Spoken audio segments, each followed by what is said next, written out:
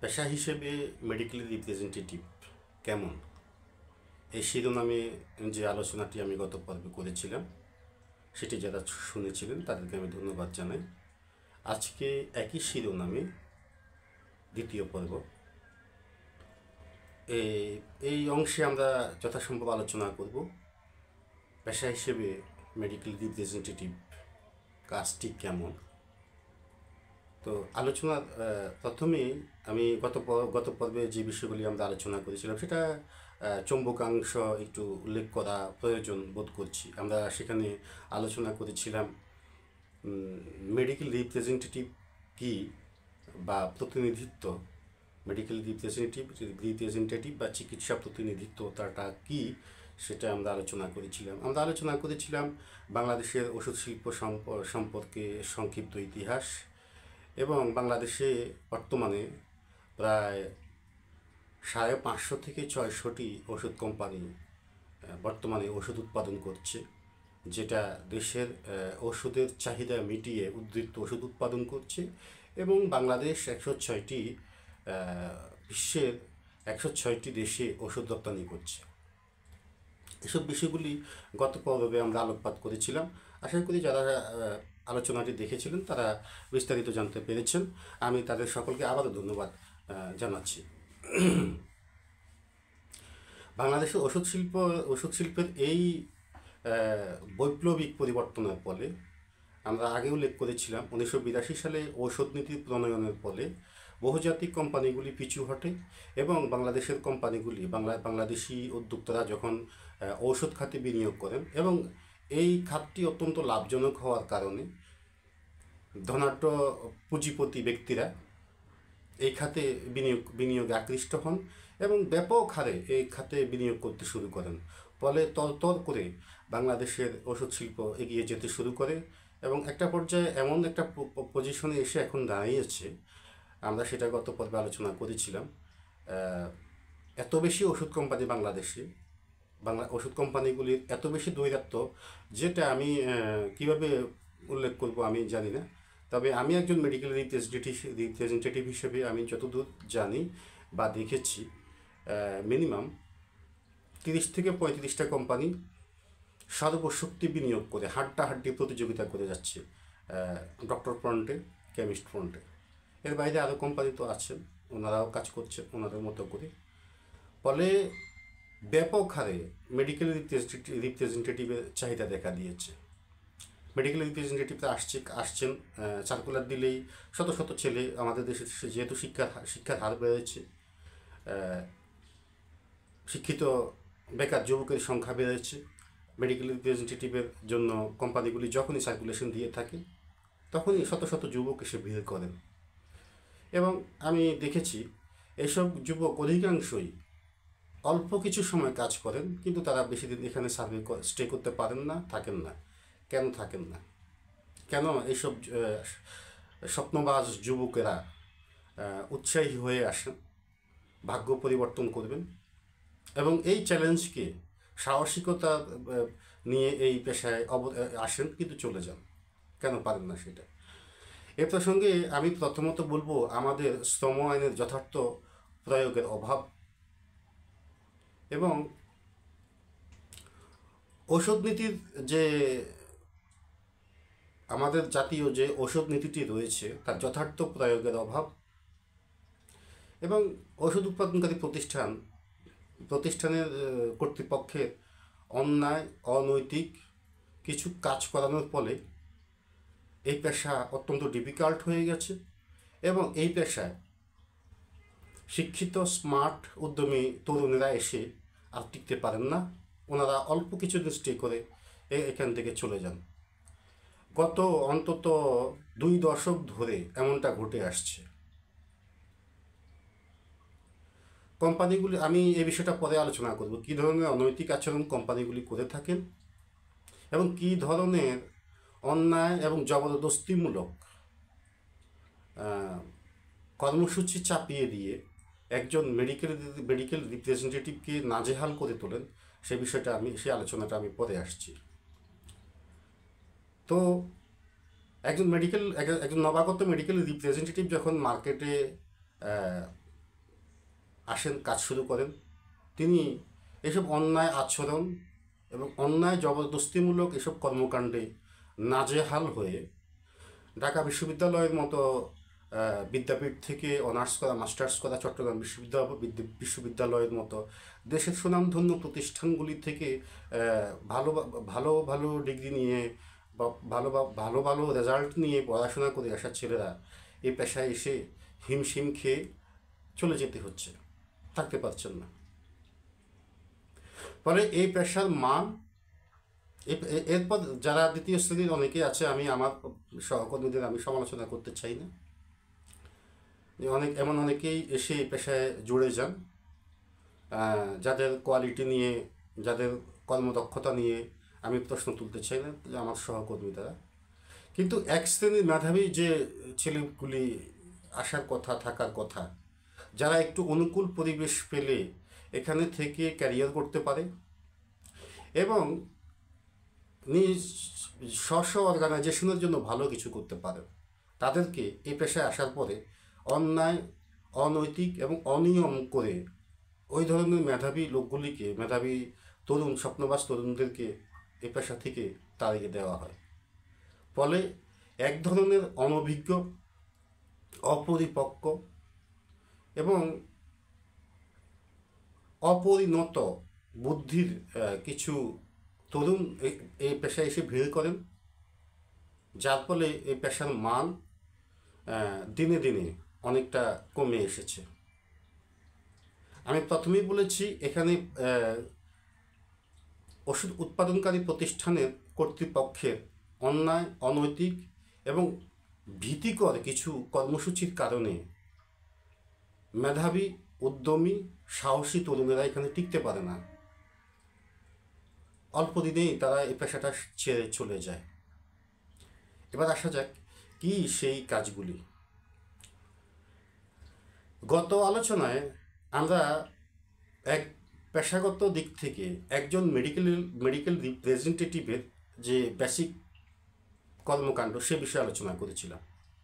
একজন medical representative সাধারণত কি করবেন? তিনি একটা কোম্পানির অ্যাম্বাসেডর, সহজভাবে বলতে গেলে একটা কোম্পানির অ্যাম্বাসেডর, দূত।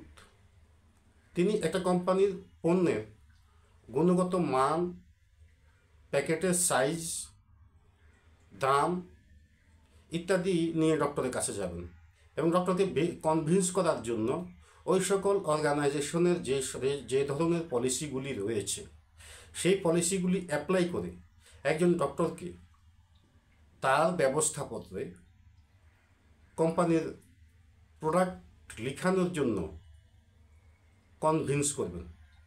প্রকৃত অর্থে এইটুকুই হচ্ছে একজন মেডিকেল রিপ্রেজেন্টেটিভের বেসিক কাজ। এই কাজটা কিন্তু এত সহজ ব্যাপার নয়। কারণ মস্তিষ্ককে আপনি আপনার প্রতি, আপনার পেশের দিকে, আপনার দিকে ফোকাস করা এবং আপনি যা চান তা আদায় করে নিয়ে আসা, এই কাজটা এত সহজ ব্যাপার নয়। কিন্তু এই কাজটি করতে হয় বেসিক্যালি, প্রকৃত অর্থে একজন মেডিকেল রিপ্রেজেন্টেটিভকে আমি যদি ব্যাখ্যা করি, প্রকৃত অর্থে একজন মেডিকেল রিপ্রেজেন্টেটিভের কাজ এতটুকুই। কিন্তু তা না করে একজন মেডিকেল রিপ্রেজেন্টেটিভকে একদিকে যেমন ডক্টরকে কনভিন্স করতে হবে, ডক্টরকে দিয়ে প্রোডাক্ট লিখাতে হবে, অপরদিকে কেমিস্ট শপে যেতে হবে, কেমিস্টকে কনভিন্স করতে হবে, অর্ডার নিতে হবে, টাকা কালেকশন করতে হবে, মাস শেষে ক্ষেত্র কোম্পানি বিশেষে এখানে উল্লেখ হাতে কোনো দু একটা কোম্পানি আছে যারা টেবিল ক্যাশ কালেকশন করে থাকেন, অর্থাৎ সেলস রিপ্রেজেন্টেটিভ থাকে একটা। আমি গত পর্বে বলেছিলাম যে দুই ধরনের লোক থাকে, একটা হচ্ছে মেডিকেল রিপ্রেজেন্টেটিভ, একটা হচ্ছে সেলস রিপ্রেজেন্টেটিভ। বলে রাখা ভালো, এখানে সেলস রিপ্রেজেন্টেটিভের কাজটা হচ্ছে কেমিস্ট কনভিন্স করা এবং তিনি অর্ডার নেবেন, প্রোডাক্ট ডেলিভারি করবেন, টাকা কালেকশন করবেন। তার কাজটাই হচ্ছে কেমিস্টের সাথে। একজন মেডিকেল রিপ্রেজেন্টেটিভ বড়জোর একজন কেমিস্টকে প্রোডাক্টের ইনফরমেশনগুলি উনি সরবরাহ করতে পারেন। কিন্তু আফসোসের বিষয় হচ্ছে এই পেশায় বর্তমানে অন্তত 90% কোম্পানি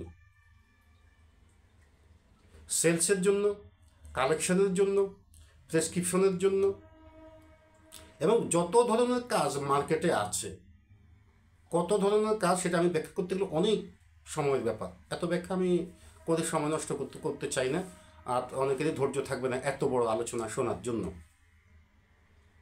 এসবগুলি কাজ একজন মেডিকেল রিপ্রেজেন্টেটিভকে করতে হয়। এখন সেই জায়গাটাতে এসে একটা প্রেসক্রিপশনের একটা লক্ষ্যমাত্রা থাকবে। একজন ডক্টরের সাথে বিভিন্ন ধরনের বন্ডিং তৈরি হয়, এক ডক্টরের সাথে বিভিন্ন ধরনের চুক্তি তৈরি হয় একটা কোম্পানির সাথে। সেখান থেকে একটা আউটপুট নিয়ে আসা, একটা সেলসের একটা প্রেশার থাকে,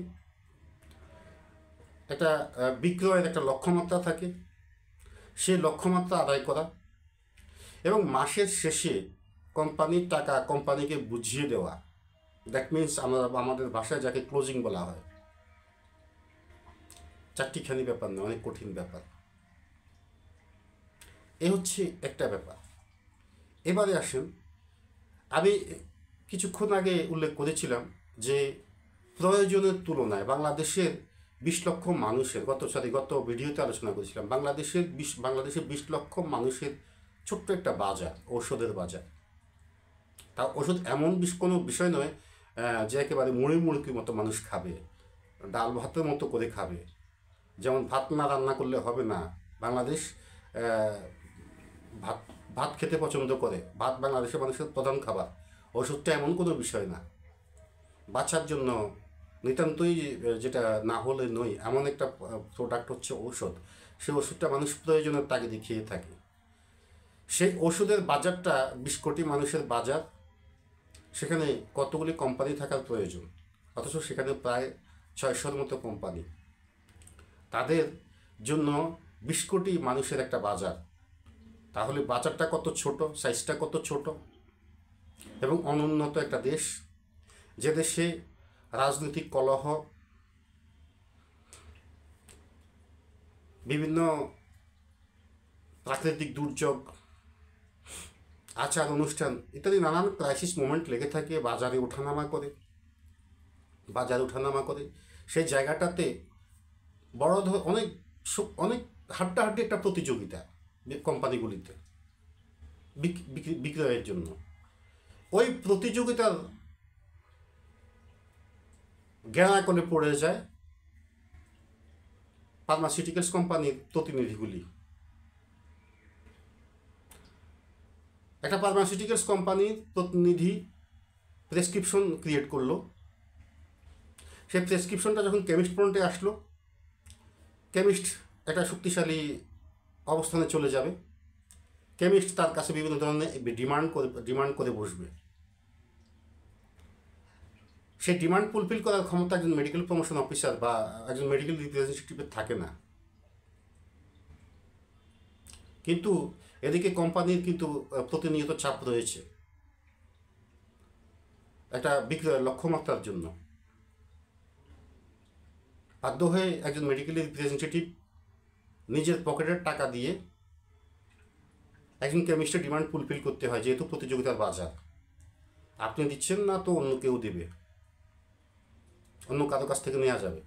600 কোম্পানি মার্কেটে ঘুরঘুর করছে, আর এই 600 কোম্পানি তার নিজ প্রতিনিধিকে প্রতিনিয়ত সেলসের জন্য হ্যামারিং করে যাচ্ছে, প্রেশার করে যাচ্ছে প্রেসক্রিপশনের জন্য। এতে করে একজন মেডিকেল রিপ্রেজেন্টেটিভ তিনি বর্তমান যে আমরা যতটুকু জানি, বর্তমান বাজারে অন্তত 30,000 টাকার মতো স্যালারি দিয়ে থাকে প্রফেশনাল কোম্পানিগুলি। এই কেমিস্ট ফ্রন্টে গিয়ে ধরাশয়ী হয়ে সেলসের একটা ভলিউম ঠিক রাখার জন্য এবং কোম্পানির কাছে অন্তত মুখ রক্ষার জন্য, ম্যানেজমেন্টের কাছে মুখ রক্ষার জন্য অন্তত নিজ স্যালারির 50% উনি কেমিস্টকে দিয়ে দিতে হয়। একটা পার্সেন্টেজ আকারে টাকা কেটে রেখে দেয়। অর্থাৎ আমি আপনাকে এত টাকা অর্ডার দেব, বিনিময়ে আপনি আমাকে এত % দিতে হবে। কিন্তু প্রোডাক্টটা লিখলো ডক্টর, বিক্রি করছেন কেমিস্ট, সেখানে কোম্পানি কিন্তু তাকে একটা লাভের একটা অংশ দিয়েছে। এরপরে একজন কেমিস্ট ওই প্রতিযোগিতার কারণে এবং কোম্পানিগুলির অনৈতিক অন্যায়ভাবে বিক্রয় লক্ষ্যমাত্রা পূরণের জন্য প্রেশারের কারণে, চাপের কারণে কেমিস্ট কিন্তু সুযোগ পেয়ে যাচ্ছেন। কেমিস্ট জানে যে এই ছেলে তার টার্গেটের জন্য, তার সেলস অ্যাচিভমেন্টের জন্য সে যা যা সব কিছু করতে পারবে, সব কিছু করতে প্রস্তুত। এ হচ্ছে একটা পয়েন্ট। এভাবে একজন মেডিকেল রিপ্রেজেন্টেটিভ মার্কেটে এসে নাজেহাল হয়ে থাকেন। আজকে এ পর্যন্তই। ধন্যবাদ সকলকে।